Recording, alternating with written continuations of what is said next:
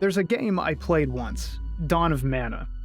It isn't well remembered, but I've got this bad habit of looking back. Even after all these years, it stands distinguished as the very worst mana game, at least among the ones English-speaking players had access to. So why would it need a review?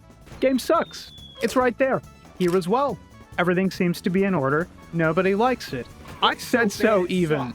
It's so fucking suck it. Fuck. Dawn of Mana is a Square Enix game through and through, but it's a little bit special. It was developed alongside a handful of other titles because Square was pushing, quote, polymorphic content, that is, publishing multiple established Square Enix series on multiple platforms to expose as many people as possible to their most popular brands. And the Mana name was a little stronger then, riding kind of high on SNES nostalgia and praise for the PlayStation exclusive Legend of Mana. As part of the freshly announced World of Mana project, Dawn of Mana, a new main series title, would launch alongside a DS dungeon-crawling action RPG, a strategy game, even a mobile title. From a business perspective, Dawn of Mana exists for marketing purposes, or at least as the anchor for those other games that exist for marketing purposes. However, Dawn of Mana was very bad, or at least that was the critical consensus, and that probably didn't go over too well at Square. But looking into it, Mana creator and longtime series director Koichi Ishii made an intentional choice not to play it safe. Why would he do that? We've seen the consequences. Is there something here? I love when a creator refuses to rest on their laurels, so I went back, free of prejudice, to find the real story. The game is initially framed in past tense. We meet the Mana Spirits who've all gathered to recount the events that led the world to its present state of prosperity. You can't make up stuff like that just to spice up a story. What if all the little kids out there take it as fact? Sorry, who are you?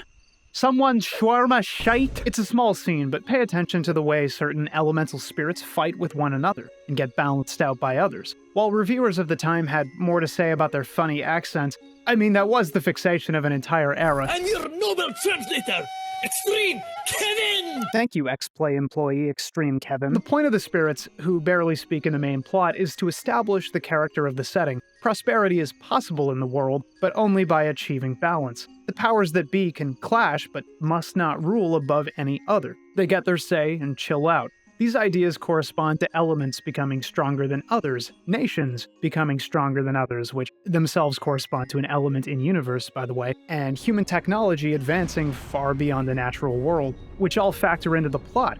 This is a thesis statement contained in the very first scene. It's just kind of hard to pay attention to that because the funny accent idiots have needlessly precious dialogue related to their elements. I ought to stay grounded and not lose my head. Okay, shut that off. But I'm paying a little attention, which is actually a bit above par for coverage of this game. While it was directed by Ishii, it was written by another guy, Ryo Akagi. This is his only known developer credit.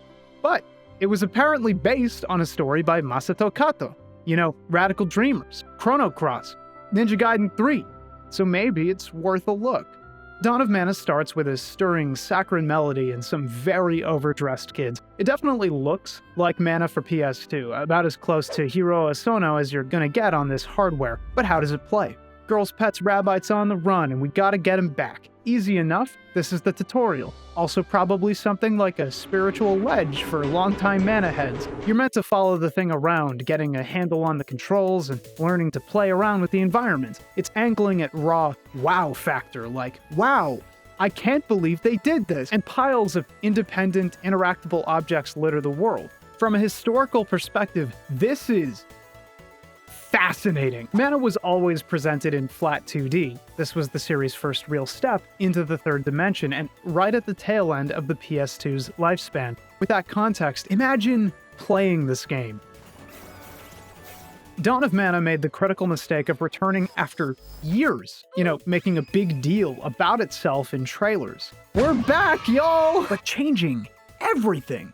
You do not get to pander to the nostalgic with novelty. It just doesn't work like that. I've been reviewing games for a long time, so I'm a lot more lenient about interesting new takes on a series set in the main series. Before, I would have gone, there's your problem. Y'all thought people cared about trying new things. Except you see, this is a sequential work. If you went to the bathroom and had solid stool, you want it again.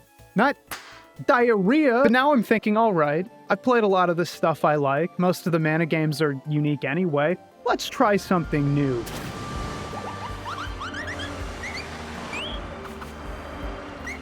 All of the blood rushed from my brain to somewhere else just then. And I'm just gonna say it, his head looks like Sonic the Hedgehog. I guess mana had a rough transition to 3D, huh?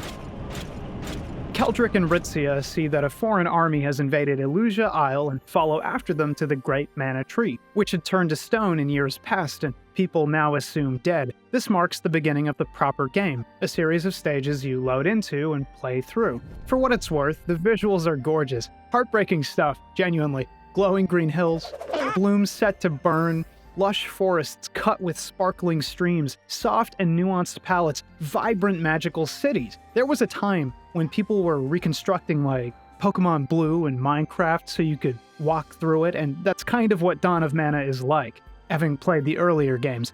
This was the first real chance the series had to prove itself, manifest its visual identity for a new era. And because it was received so poorly, it died on the vine. At least for a good few years. And right when it was ripest, just on the edge of spoiling. But beautiful visuals or not, you've got to play through the thing, and that's where Dawn falls on its face. Okay, hear me out. What if a game asked you to play it? The tutorial is neat, a little boring, but it failed to highlight the game's core mechanical feature, which you acquire in the first stage.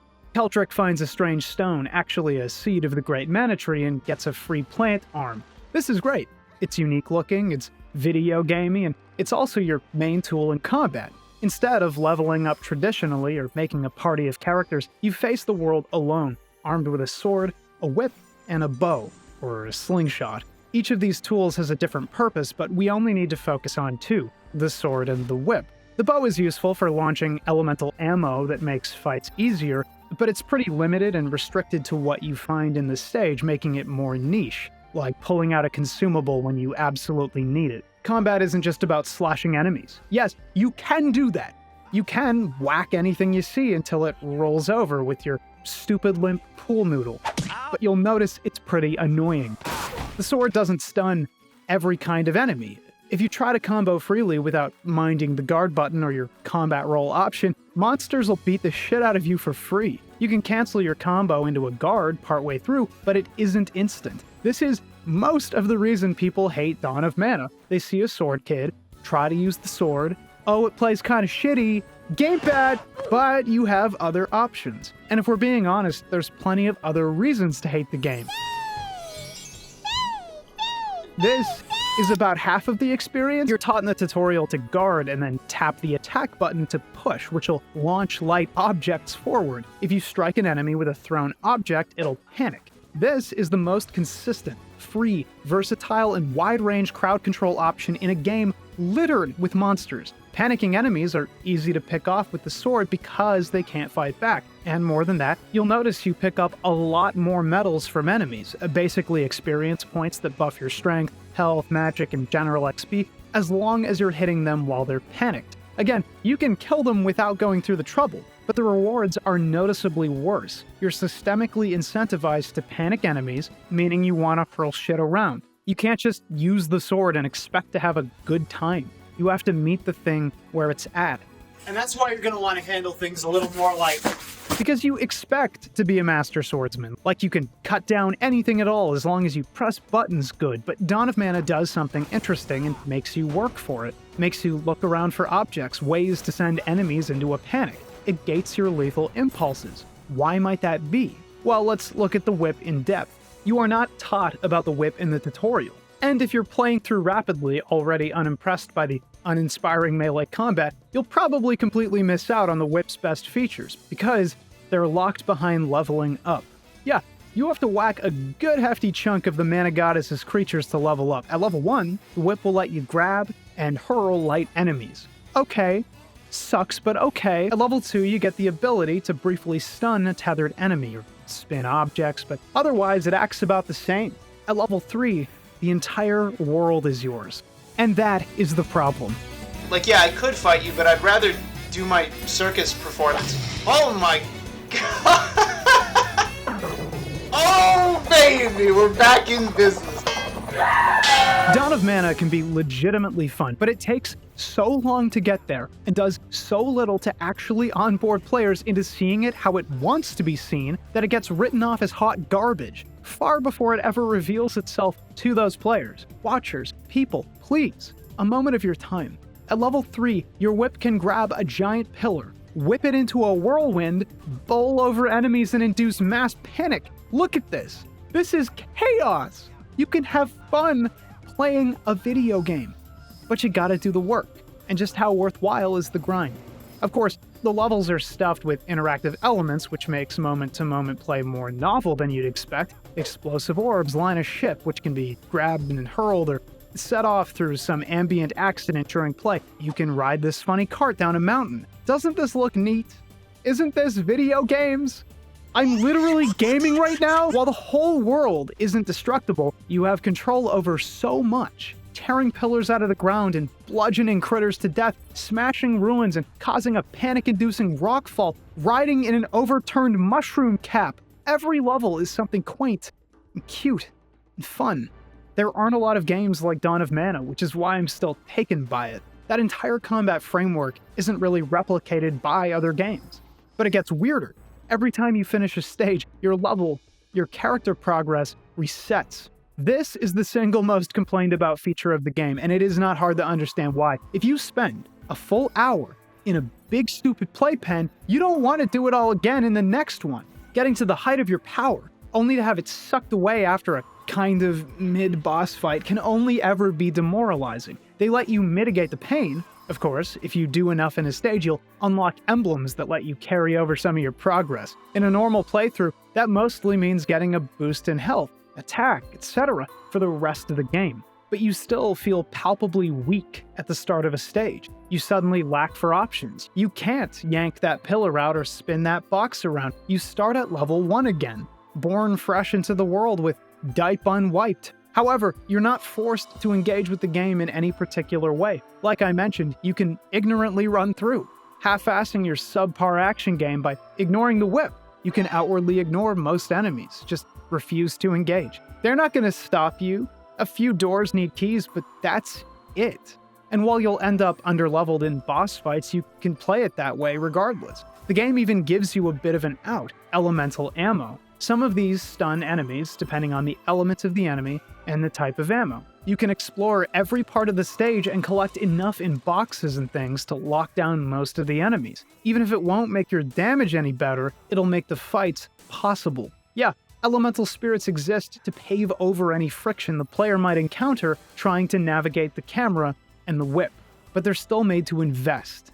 And even that wasn't enough. The common critical consensus was, well, the game sucked out the feeling of progression, and this is a problem. But that idea poses a question. What exactly would you do differently? Sure, you could entirely restructure combat so it featured a more traditional leveling system, but given the player's options and how they're gated, it seems much more likely that the player would either have to wait for hours to unlock the strongest whip abilities, having minimal fun until that point, or the player is simply the strongest person on the planet all of the time, which is fun, especially if you're not taking the scenario seriously, but it'd probably lose its luster quick, and happens to be directly antithetical to the narrative.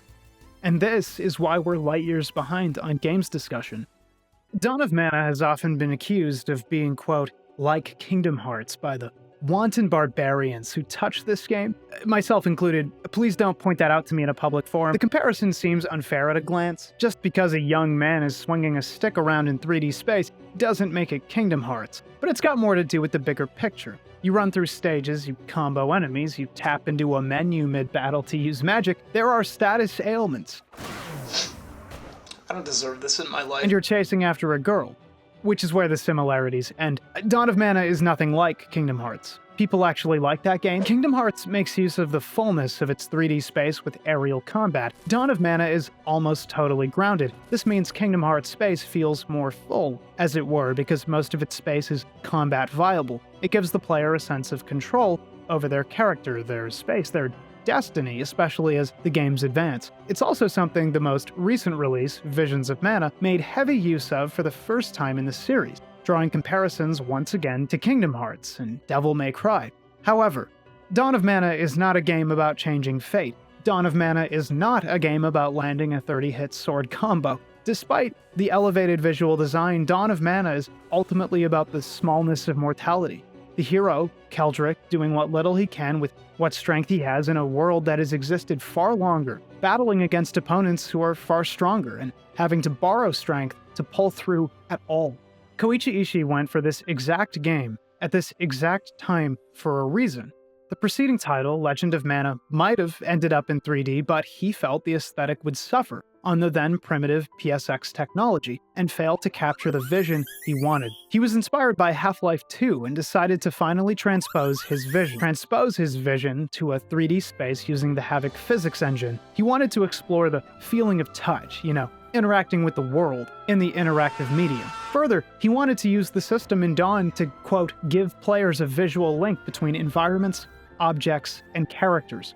He wanted to make a mana game that fully realized its own space, a truly interactive world. And this isn't just techno-fetishism, you have to consider the idea of mana. In universe, mana is a primal life force imbued in all things, flowing between all things and connecting all things, both to each other and to the mana tree. The mana tree and the mana goddess basically function in-universe as God and Mother Nature, fonts of life. For Ishii to show an interest in this kind of technology, and particularly to capture a feeling of touch, gives away the intent. He wanted to create a mana game that actually embodied its own cosmological concepts, expressed through mechanics. He wanted to tell a story that only games could tell, maybe a more pure and aspirational version of the one he'd been telling for years. Of course, aspirations don't get you very far when consumer satisfaction is the primary measure of quality. Listen to this trailer from E3 2006. The player, enemies, objects, and landscape all have significance and a certain tangibility. That's exactly it. Everything has tangibility. Everything has significance. Ishii wanted to make a game where every part of the world matters, because it does, at least in universe. But we shouldn't hurt trees like that, because whenever we hurt any living thing, we also end up hurting ourselves. That quote is perfect. That's the play. That's another thesis statement in a couple of lines. Let's look at the play again. You walk into every new area, every stage, at level 1. You're not level 1 because the designers thought it'd be funny to rob you of your abilities. You're level 1 because you're a newcomer to this place, whichever new region, and you're meant to attune yourself to the world, tap into the area's power to increase your own. Mana imbues everything. Mana is the world. That plant arm you got is a direct manifestation of a significantly weakened version of the great tree itself. And you are not greater than that. You're just another person. You have to play by its rules, by the world's rules. Ritzia is the tree maiden, and she did not lie. You're not supposed to kill. So you have a slingshot instead of arrows. Your sword is blunt. You might do damage, but it's far less likely to be lethal. You're meant to use the whip, the non-violent solution, to entangle your enemies and hurl them around. Create powerful displays of shock and awe to stun your enemies and siphon their innate mana power with every hit, because you're the one in need right now. You're borrowing that power, and you're never forced to kill anything except boss enemies and the occasional keyholder, most of which don't actually die, at least by your hand. Dawn of Mana weaves such an incredibly intelligent and understated narrative into its own core features that nobody noticed. They just thought it was weird and dumb and bad. The thing is, they're kind of right. I played Red Ninja last year, a similarly hated game, and attempted to redeem the game's reputation by highlighting the way actually using your tools makes it a fun and unique action stealth hybrid. It's quick, snappy, little weird. Pretty funny though. Dawn of Mana isn't too far off. The gameplay has an amount of liquidity, allowing for player choice to some extent. It's got unique mechanics and systems that make it an interesting artifact in the medium, and it's largely been written off by people who refuse to engage with it. Unfortunately, the game is legitimately excruciating after a point, so in spite of its narrative wins, I can't do much to sell this thing. Unless you play it, maybe one stage at a time, day over day, learning the mechanics and embracing the whimsy, you'll end up fully aware of how fiddly the platforming is, how the jump arc and physics are just slightly off in a game with plenty of climbing, and how it ends up wasting your time how the incredible scope of the stages and rendered objects cause frequent performance issues that interfere with said platforming, how obnoxious it truly is trying to level up stage over stage and keep a cool head over it. Because you could totally trounce these guys if you were level 3, but you're basically locked out of the most fun stuff for 20 to 30 minutes at a time. And by the endgame, you encounter a lot more challenging enemies, and guys who don't spit out medals, making leveling yourself an increasingly frustrating process. Why would they make enemies that don't spit out medals? That's actually tied to the narrative. They're creatures born from human misery and are not fueled by mana, meaning there's nothing to siphon from. It's a solid design choice for the story that ends up complicating play in a way that isn't particularly interesting or enjoyable. There are limits to smart narrative decisions, the quest gets more challenging, the stakes are raised, and all of it manifests in play. It's just that most people already hopped off before they could see your literary masterstroke. It's fine. Creatives are always caught between appeasing an audience and saying something true. How much art we categorize as bad is just work that wasn't palatable.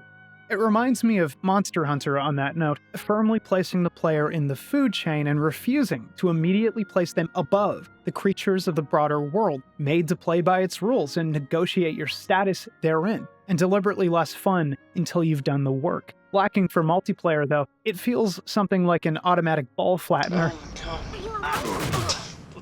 Come on, man. We're gonna walk through the story and its bosses, and we're gonna see if all this narrative work pays off. So we've met Calvi, Ritzia, and thank you, the hero, the tree maiden, and the child spirit of the tree. Before Keldrick picked up the seed of the mana tree, the spirits were absent from the world. They appear again and aid you in your quest by becoming ammo for your slingshot, which we are not going to be exploring in depth conceptually. It was a different world before the plot kicked off, maybe even suffering from decay as the mana tree slept. Human technology advanced unchecked, and various kingdoms now have machines, even automatons. Since these forces are encroaching on the mana tree, the group wants to awaken its ancient guardian, the very same Flammy from older games, but he's nowhere in sight. This is why mana games get no respect, man. This is a widening tale of grief. And we gotta find Bernie the Dargon! Instead, we meet the first boss, the Full Metal Hugger, a series staple, only he's been visibly corrupted. He refers to Ritzia as progeny of the Black Oracle. This boss isn't challenging and mostly highlights why leaving aerial combat out and doing the whole specific weak point thing doesn't work unless you have very specific requirements of the player, like throw a bomb at this spot. Clean, concise, readable. Because now he's stuck on a ledge and I'm jump slashing one hit at a time like an asshole. 10 out of 10, I would put this in a trailer and sell 0 copies. This guy may be boring, but he's got some interesting dialogue.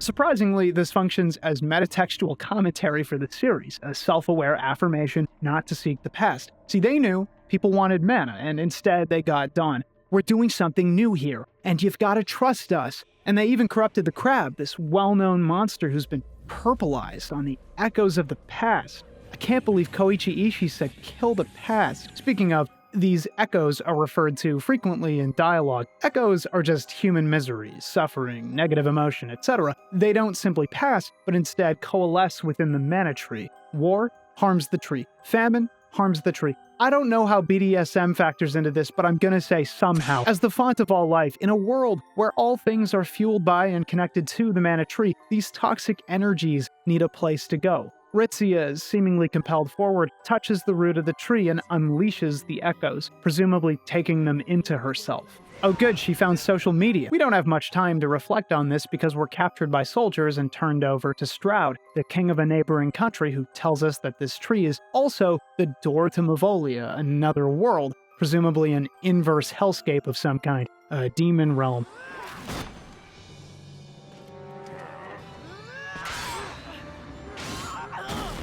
Nah, so you gotta hit him with one of these. And he demands the key, which the Elder says is in the woods. Stroud takes Ritzia hostage to find this key. It's worth noting that Dawn of Mana is unfinished, or at least it sure looks like it, because it has a number of glaring continuity errors. While we're taken away by Stroud's men, we immediately cut to our hero and his bestie scouting out Stroud's operation. While it's entirely likely they managed to escape on their own, Keldrick has the power of the mana tree after all. He was limping a second ago, and we never had any kind of interstitial explanation to make sense of things. It's fine. Keldrick probably just inflicted infinite torment on them, or maybe he ran, real fast. The game becomes a series of vignettes in that way. Some events are fuzzy. Says, bro's not even fast. If I'm being real charitable, it works as a poorly remembered story told by a sleepy Earth spirit, but since the game doesn't use that framing in any meaningful way otherwise, it's mostly just irritating. After a quick stage, we're faced with Treant, another famous mana character who, naturally, we have to beat the sap out of when he's infected by the echoes Ritzy is casually carrying around. Man, that'd suck. Getting physically infected by negativity.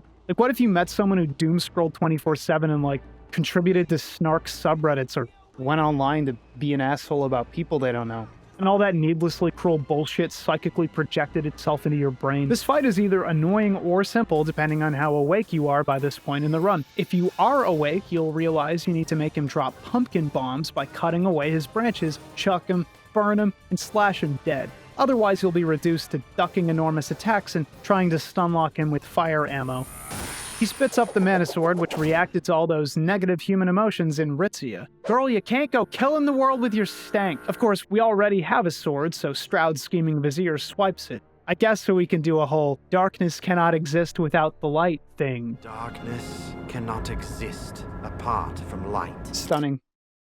No, really, 10 out of 10. I already know what a whole tub of Ben & Jerry's will do to me, so relearning this lesson, I think I'm good. Another brisk level later, we meet Gaia, who's been protecting the guardian beast Flammy this entire time. He tells us about Thanatos. That's their pronunciation, by the way, which are physical manifestations of echoes. So in-game, misery creates raging monsters. Mavolia is where these creatures roam, and opening the door to Mavolia is an existential threat to the people living in the mortal realm. But if light pierces them through prayer, the great tree will herald a new age. So all we need is thoughts and prayers, because I think meaningful legislation might be a better step forward. He'll bring humans and spirits together. Yeah, I can see that. We're made to fight a dragon boss here, and this is one of the all-time greats. See, you gotta stun him with ammo. That's it. Dawn of Mana has some of the most uneven boss design I've ever encountered, and a lot of that has to do with ammo. You either play it the hard way or the easy way. Game hands you the easy way for engaging, scrounging for spirits. Theoretically, this is good, but physically I'm playing Dawn of Mana, so Stroud shows up in an airship to obliterate everyone.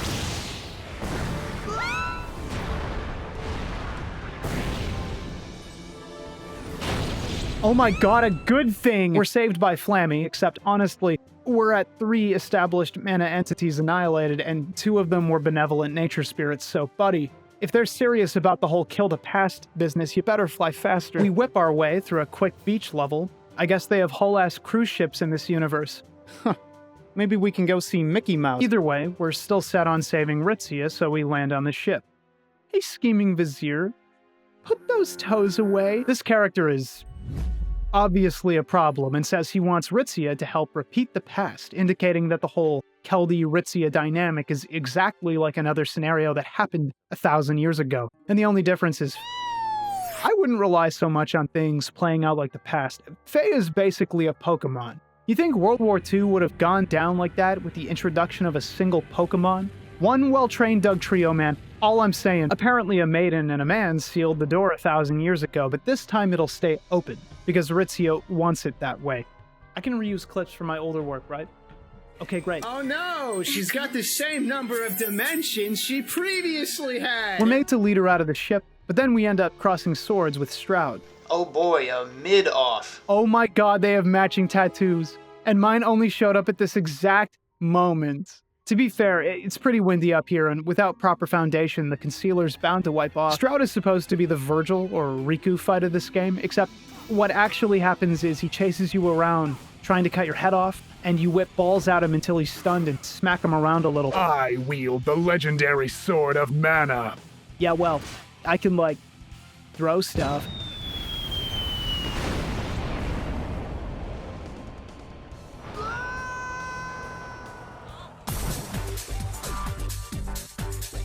They fire off a full barrage at the drowning kid, but thankfully Faye has a plot purpose.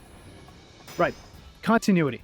So we hard cut to a Lord of the Rings-esque battle sequence outside a gate in Elusia Isle. This invasion technically already happened. The army marched on Elusia at the start of the game. They got to the mana tree and rounded us up, okay? Got to the goal. And they've successfully captured the Elder and this guy Lek for a second time, who got away with us inexplicably and is now fighting on the battlefield, only to be saved by Watts, who hasn't appeared yet in-game, though he does later. This battle fades into another roundup scenario, meaning none of what Lek did mattered. They just needed a contrived way to make all the events between the initial invasion and this second scene fit together. I don't know how much was planned and cut, but I'm gonna say an amount. Here, Stroud plans to open the door to Mavolia, flooding the world with vicious Thanatos monsters and rendering people unable to die, effectively creating a world of undying servitude to the biggest asshole. So Stroud. Why would we want that for ourselves? The Maiden's convinced it's a splendid idea. Did you just make an appeal to authority when you're Sword Hitler? The characters argue a little bit, but ultimately one party holds the power, and the door is unsealed.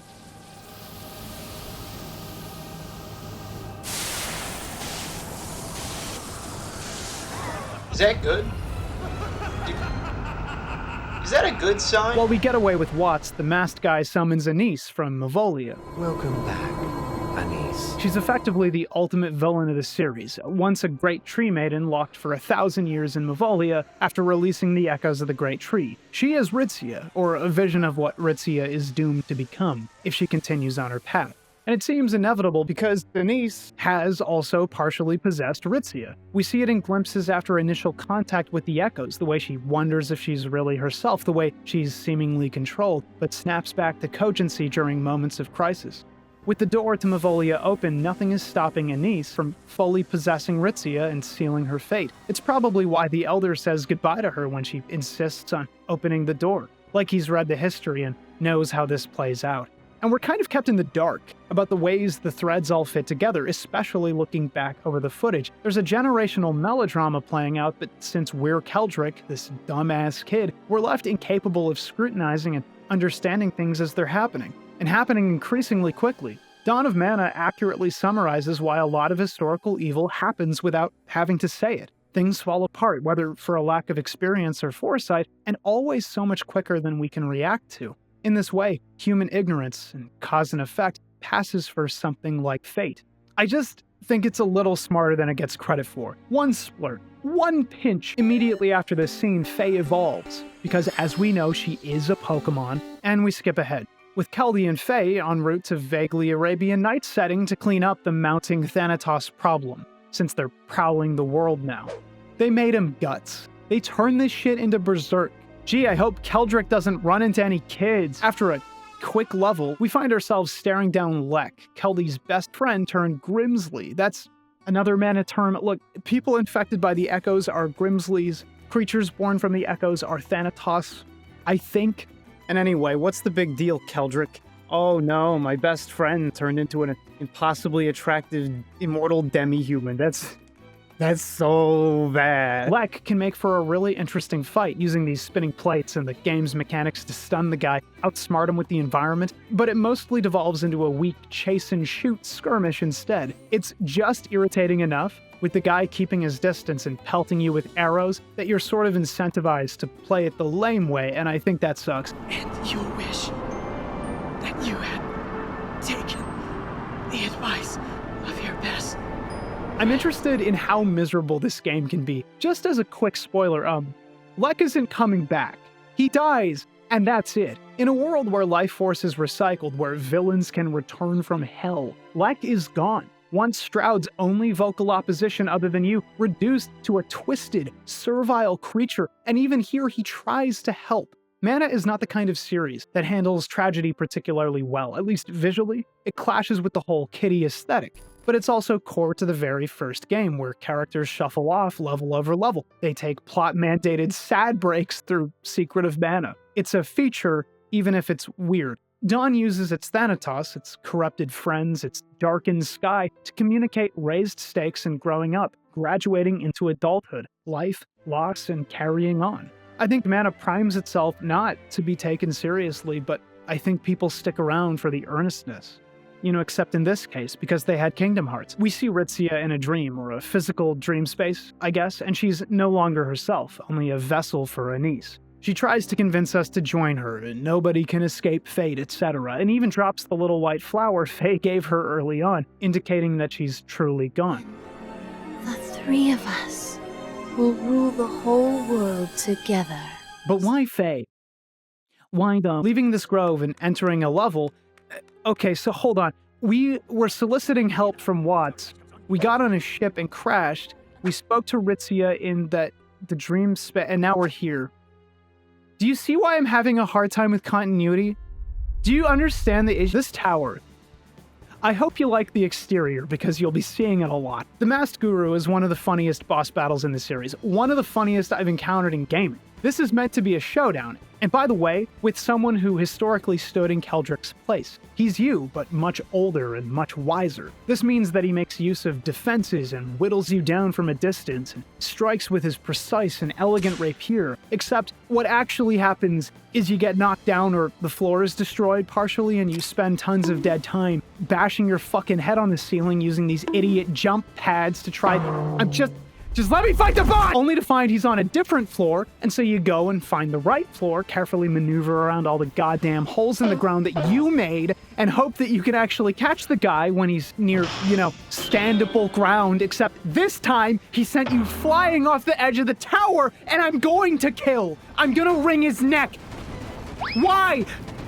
I think what really transparently sucks about Dawn of Mana is its refusal to go all in. Options are good, but when you need to throw an object to hit a boss, and the game realizes it can't function like normal and has to invent a specific contingency whereby thrown objects magically home in at the target, you've communicated that the mechanics either don't have meaningful rules or the rules are negotiable. This erodes the narrative, the weight, the idea that you're grounded in the world. This fight is not good enough to break the rules. Ideally, your game has a cool thing, and that thing has rules and limits, and you use that thing to beat the bosses. And here I am, using a perversion of that thing because they weren't confident about their own mechanic. Like, this could have been good. We get confirmation that this guy was chosen by the Mana Tree like Keldrick 1,000 years hence, except he allegedly gave birth to a sacred sword. Well, he looks like he swallows swords for a living, so I wouldn't put it past him. Keldrick strikes him in this scene and appears to siphon something off the guy, like inheriting his original will or taking his spirit, I don't know. And it makes the sword glow. Dawn is fairly frustrating because we don't see this ability except when slapping enemies for plastic chips or whatever. Maybe could have gone with like a glowy ball, but it's still in line with what the sword does. He siphons power or mana from other living things. So many innate cosmological rules exist that never get fully expounded on, so you're left playing catch-up through a fairly repetitive, drawn-out play experience. Guys, I'm swallowing a pill here. Hand me a glass of water or piss off! The next level is a level about guiding Watts through an enormous field of enemies, and he gets stuck fighting everyone, so that's a fun level to put in your game. And pretty funny to put a tank that does wheelies in mana. Listen, I get it. It's driven by a golem, and it's basically Stroud's ultimate weapon. It's the palpable ingenuity of humankind, skewing the balance far out of favor for the natural world, by the way, that carries the antagonist and makes him a threat in universe. It's just good they left the tank out of the siege battle scene, probably be a lot of dead people on screen. It's hard to express with footage, but Dawn of Mana gets exceptionally frustrating towards the end as you fight scores of enemies, never have enough objects to consistently panic them, constantly have to rely on hurling enemies at each other, and only having a single stat advancement of grace against tougher monsters. Thanatos are stronger than your average Rabbite, and it isn't a question. Coupled with how long these levels can get, I have to seriously recommend taking each level as a single session at a time if you want to pull through at all. I am literally Mega Hitler. Mark my words. The only place you're going is down! While Stroud is Keldrick's brother, and I'm not sure why except to highlight that birth has little to do with character, culturally, Keldrick is one of Elusia Isle's tree folk, and maybe that dynamic is posturing towards the value of community and humbleness over austere, solitary power-mongering. I swear there's some good in here. Either way, Stroud skewers Ritzia, who's become Anise, explicitly to thwart Ritzia's final plan, having Keldric take Stroud's place and hopefully guide the world from there. Also to take one last thing from Keldric, rendering his quest to save her irrelevant.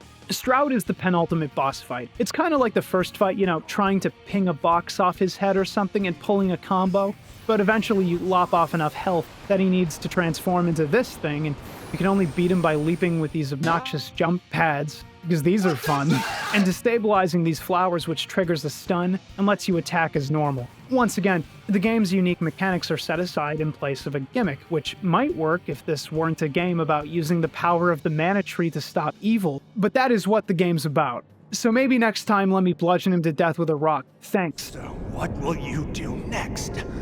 Keep running in circles, slashing at anything that gets in your way? Not bad, actually. Befits a brother of mine. Damn. He really hit me with this so much for the tolerant left. The game is not over, because Anise is not truly gone. She's only lost her vessel, but here, in this interstitial space between the mortal world and Mavolia, she appears again for the final battle. To revive the great tree, the keeper of the seed must become one with the liberator of the echoes by piercing her through with his sword. Did you just solicit me for cum? Keldy's given a choice. Release the echoes with Anise and help her achieve her goals, or kill Anise and Ritzia. I don't think any of this makes any kind of tangible sense because Ritzia just died. All of this is painfully abstract, and the rules are made up. It's good and evil. It's wish fulfillment or doing the right thing. So why don't we do a boss fight about it?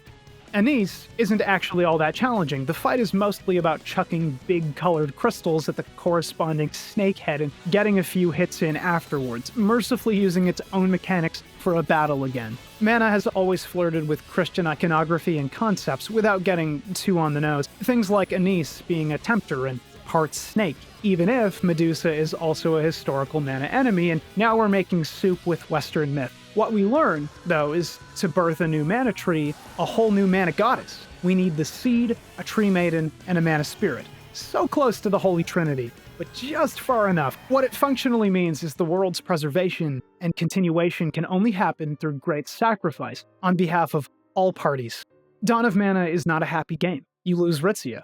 And to be fair, you do lose Faye, both for the sake of preserving the world and restoring balance. You live on, suffering with your loss. Sure, those two are threaded into all life on the planet, but I imagine it's going to be hard to cope for the guy. It's a whole new level of grief, seeing a past loved one in every cloud and flower, knowing that, per the rules of the universe, that's functionally true. Dawn of Mana was treated as the foundational Mana story, Mana Origins, how we ended up with a vast and varied series fixated on the sacrality of the natural world and humankind's place in it. I've often wondered why a story like that, and dressed up how it is so melancholy, but I guess it has to do with nostalgia. It's not just common, but likely near universal to remember the past fondly, to remember simpler times, because this world is not something most people deserve to be inflicted with. Growing up and telling the same story so many times, even if you're the director and not the writer for all these games, bespeaks some kind of fixation, a long-form mourning. The story is pretty apparently challenged by development reality, but those issues are minor. They don't detract from the whole. Really, it's about goals.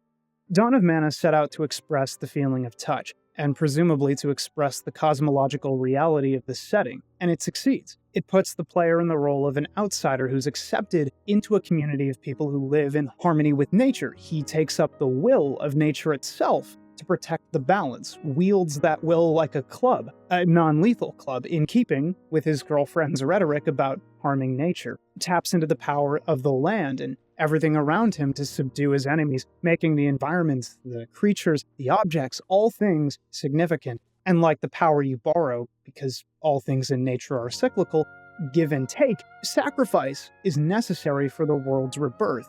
I mentioned that Mana flirts with Christianity, but more so, maybe, with fundamental Buddhist concepts. Impermanence, for example, and tapping into the concept of impermanence, having the player start each level fresh. Level 1, no collected spirits, no magic, primes them for the finale, losing Ritzia. You didn't think you were gonna keep what you earned this time. right? Just because it's the endgame. Of course, the wielder of the Mana Tree's will, the chosen vessel of the Tree of Life that infuses all things, is made to abide by those rules. You hold the power in your hand, but it isn't yours. Wielding power responsibly is the difference between the hero and the villain. The villains mention that nobody can change fate. The Elder leaves Ritzia to her choice to open the door and doesn't resist. Stroud compares you to himself for striking him down, and Anise tries to replace him with you. There are roles that need filling and life goes on. The particulars don't always matter. However, the player is made aware that through their actions they do, in fact, have a choice, the ability to act of their own volition, in a way that Ritzia would approve of. But they also become aware that any single drop in this great stream is simply too small to completely alter its path. So you do what you can in the tiny sphere of influence you have access to. You want a happily ever after, saving the world as well as the girl, but to actually act like a hero in Dawn of Mana is to accept that some outcomes were decided long before you had any say. And the best way to honor Ritzia, actually touch her, connect with her, is to let go and respect her place in the cycle. And you don't have a choice. She made it already. In spite of everything, I think Dawn of Mana has a story that's somehow more mature, more true to love and relationships, human connections, than anyone gave it credit for. Not bad for the worst Mana game. Hey, thanks for making it to the end. Here's my $4 patrons. Let me blow your ears out. Adam Welsh, Air Pirate Sid, AK, Acropolon, Alpha 42, Emperor Sandy, Angel Rivera, Angus, Anthony, Aria, Aaron, Ashley, my wife, my darling. I asked KBash to make you smile.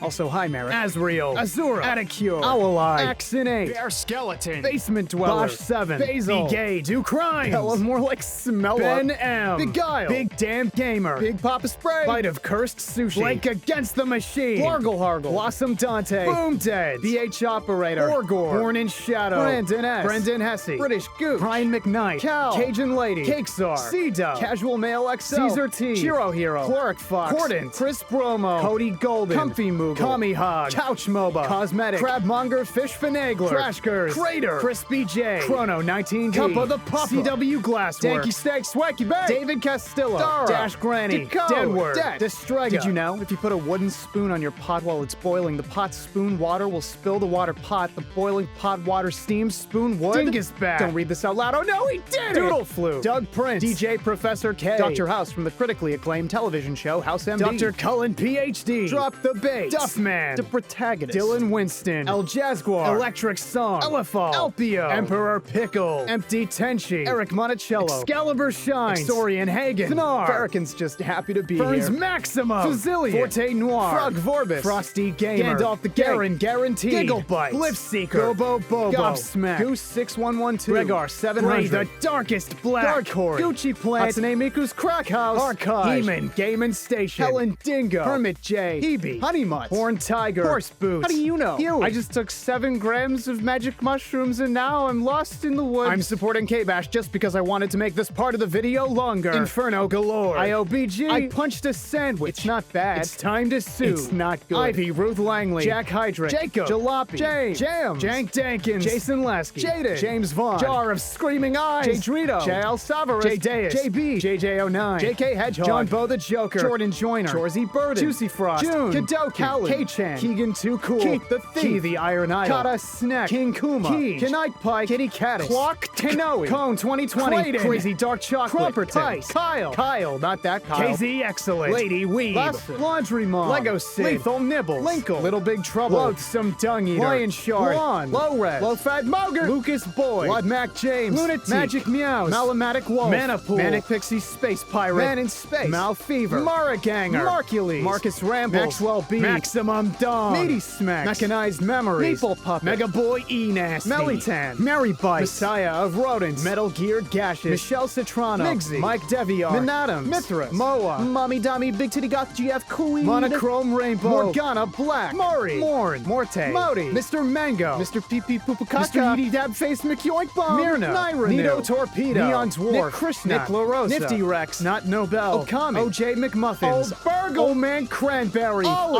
Nerd Zero. 137. Only LK. Kaplant. Oscar. Owlbear Breakfast. Paper Lancy. PBK. Pandemic Cowboy. Pelagic Undulation. PK Gaming. P-Mike. Popular Hitman. Prismatic Dan. Pringle. Probably not great. Project Darklight. Punch Fighter Champion. Honosaurus Rex. Quasar McDougal. Quillwork. Raging Ataraxia. Real Beans. Red Death. Reggie Rodriguez. Renteca Bond. Ringed Relay. Rollins Bowtie. Rolando. RP Gamer. Ryan Machel. Saigon Man. Salsa. Salty Smasher. Scribe Slendy. Sakaya Nowarda. Sensual Coder. Saphirium. Sexy Bionicle GF. Sergeant Shitbrick. Shod. Nintendo. Shut up, Wesley. Singe. Simp.